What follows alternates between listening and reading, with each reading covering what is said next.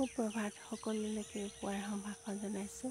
আপোনালোক নিশ্চয় কুশলে আছে, কুশলে থাকক, মংগলে থাকক তাৰেই কামনা কৰিছোঁ।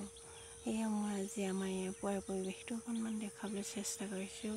মই আচলতে প্ৰকৃতি বুকুলৈ আহি ভাল পাওঁ, প্ৰকৃতিৰ মাজত খন্তেক জিৰাই ভাল পাওঁ। সেয়ে আপোনালোককো দেখুৱাইছোঁ, নিশ্চয় আপোনালোকেও ভাল লাগিব।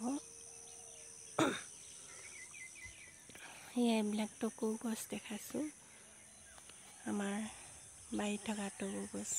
এই গছবিলাক সাধাৰণতে আজিকালি গুৰুত্ব কমি আহিছে আৰু প্ৰায় মানুহে নোৰোৱা হৈছে, কাৰণ পকী ঘৰবিলাক বনাবলৈ লোৱাৰ পৰা এই গছবিলাকৰ যেন গুৰুত্ব নাইকিয়া হৈছে।